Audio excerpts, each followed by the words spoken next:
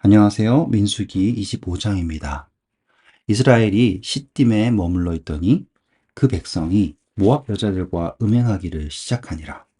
그 여자들이 자기 신들에게 제사할 때에 이스라엘 백성을 청하매 백성이 먹고 그들의 신들에게 절함으로.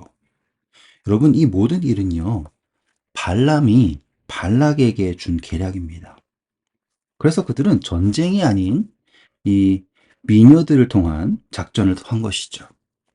그랬을 때 이스라엘 백성들은요, 아무런 거리낌 없이 그들의 신들의 제사에 참여하고 먹고 그들의 신들에게 절합니다. 너무 슬픈 이야기죠. 여러분, 이 이야기는요, 그냥 슬픈 이야기라기보다는 제가 여기에 적어드렸죠. 앞으로 성경 전체에서 계속돼서 회자되는 매우 중요한 사건입니다. 바로 음녀와 더불어 더럽히지 않는다라는 표현이에요. 이스라엘이 바알 부올에게 가담한지라. 하나님이 아니라 바알 부올. 전에 제가 부올이라고 했던 기억나시죠? 여호와께서 이스라엘에게 진노하시니라. 여호와께서 모세에게 이르시되 백성의 수령들을 잡아 태양을 향하여 여호와 앞에 목매어 달라. 그리하면 여호와의 진노가 이스라엘에게서 떠나리라. 왜 이런 이야기를 하셨을까요? 너무 무섭죠? 근데 바로 이 백성의 수령들이 하나님이 아니라 기쁜 마음으로 바알 부올에게 절했기 때문입니다. 모세가 이스라엘 재판관들에게 이르되 너희는 각각 바알 부올에게 가담한 사람들을 죽이라 하니 이스라엘 자손의 온 회중이 회막 문에서 우을 때에 이스라엘 자손 한 사람이 모세와 온 회중의 눈앞에 미디안 한 여인을 데리고 그의 형제에게로 온지라. 자, 여기서 우리 또 보셔야 될 게 있어요. 지금 온 백성이 회막문에서 슬퍼하고 있습니다. 바로 자신들이 하나님이 아니라 바알브올에게 연합했다라는 것, 그리고 그 죄가 씻겨 나가진 과정에서의 그 죽음에 대하여 슬퍼하고 있는데, 이스라엘 자손 중 한 사람이요.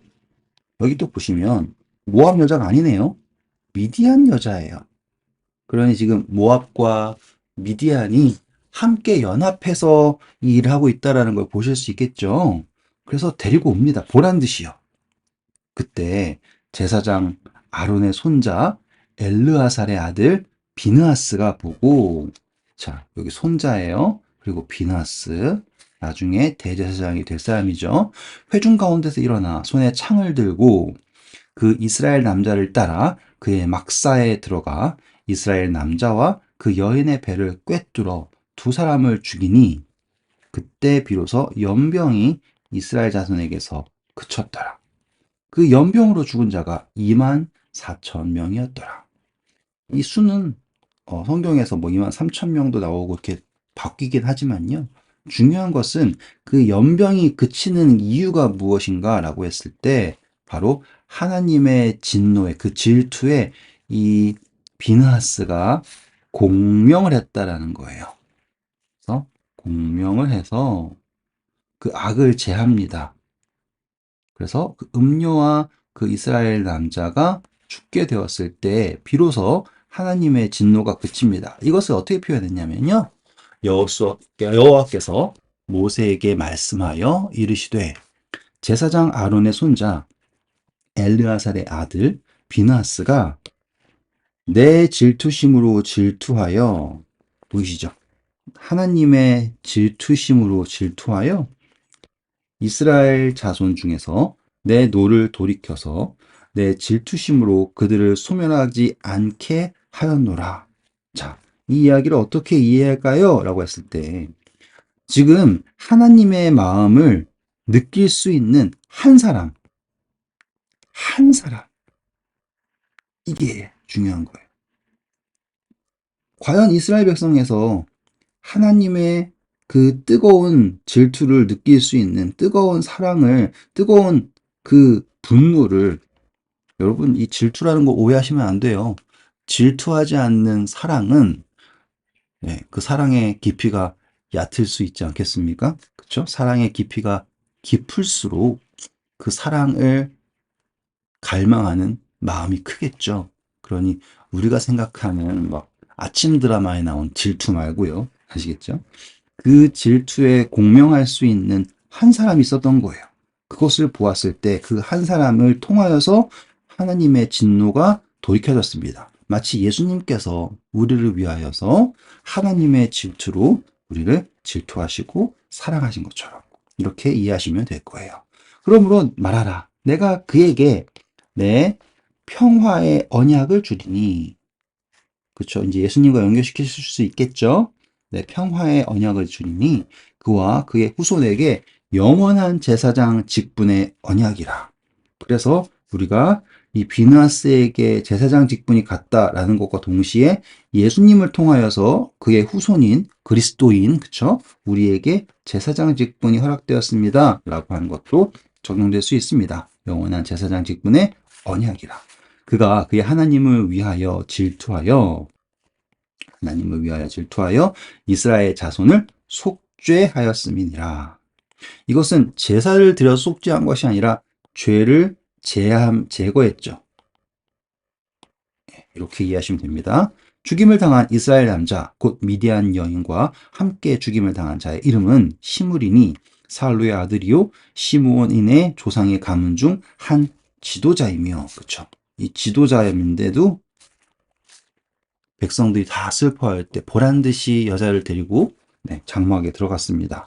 죽임을 당한 미디안 여인의 이름은 고스비니 수르의 딸이라. 수르는 미디안 백성의 한 조상의 가문의 수령이었더라. 보이십니까?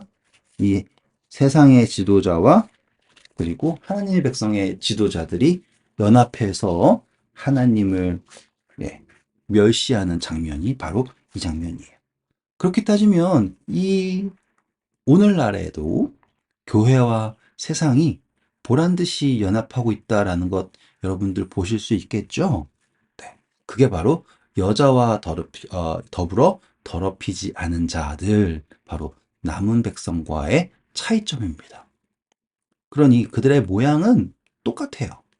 다른 사람들과 다를 게 없어요. 하지만 그들은 하나님보다 세상과 연합하는 것을 기뻐합니다. 왜일까요? 여러분, 전쟁에서 땅을 차지하는 것보다 사람들이 우리와 함께 연합해서 우리와 가족을 이루고 우리의 땅에 살면서 이렇게 대우해 준다면 사람들은 어느 게 더 좋을까요? 우리 예전 창세기에서 야곱의 딸 디나가 그쵸? 부정한 일을 당하고 있었던 사건들 기억나시죠? 그것과 똑같은 일이 바로 여기 있습니다.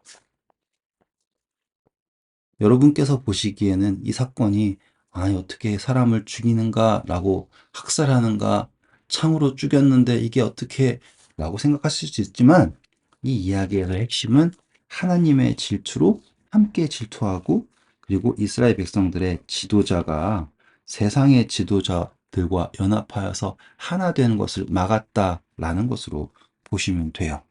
그리고 또 신기한 건 뭔지 아세요? 분명히 이 지도자의 딸이 죽었어요. 그런데 그 모압 사람들이 혹은 미디안 사람들이 전쟁을 걸어올까요?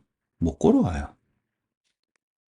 거기에 대해서는 또 잠시 후에 살펴보도록 할게요. 16절입니다. 여호와께서 모세에게 말씀하여 이르시되 미디안인들을 대적하여 그들을 치라.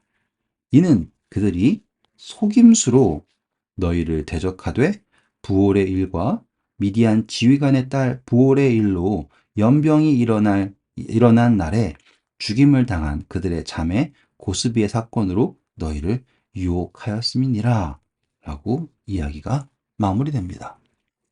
네.